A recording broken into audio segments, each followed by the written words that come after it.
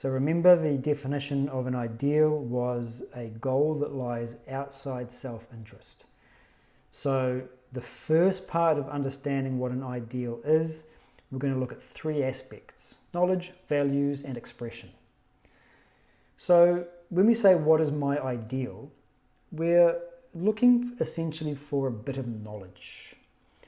So let's go back to our example of the woman who drives through the crosswalk. What truth do I need to understand more deeply, that if I knew it, I have no unrealistic expectations? So you could say, well, the road is full of crazy drivers, people who are not paying attention, who are on their phones, who have just smoked a joint. I know this. This is my knowledge. When I know that to be the case, then I no longer expect things to be different. So this is a truth, but it's not a very deep truth, in the sense that it's only applicable in that one specific area, that there are bad drivers. What about when it comes to people who steal from you? The driver example won't work there. So we need to look for a deeper truth, and this is where the buffet of ideas is so important. Vedanta philosophy is a buffet of ideas. As you get to subtler and subtler truths, the number becomes smaller and smaller. So once you can grasp a more subtle truth, it's more applicable elsewhere. So you might say, every being functions helplessly according to their nature, as do I. So this is a much deeper truth. It's much more widely applicable. So what are human beings like? Distractible, wandering attention, etc.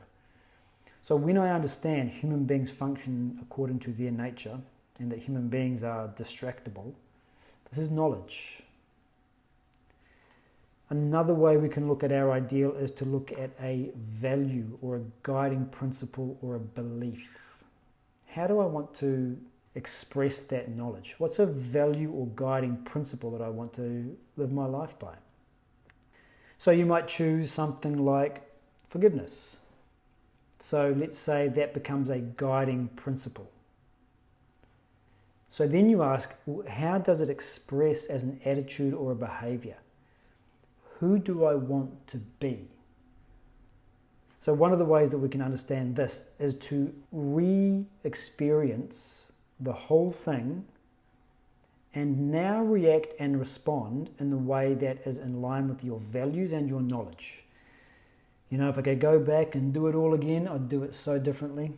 When that car went through the crosswalk, I would have expressed myself differently. Or when my partner spoke to me in a way which, as you said, you're stupid.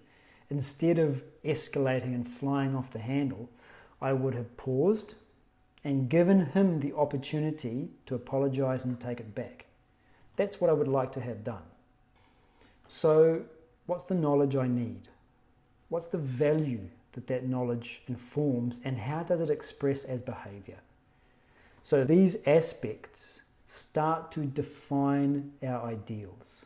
Now, if you haven't got ideals yet, don't worry. The next 6 weeks is all about the creation of these ideals. So we'll get into it more and more. This is really an introduction.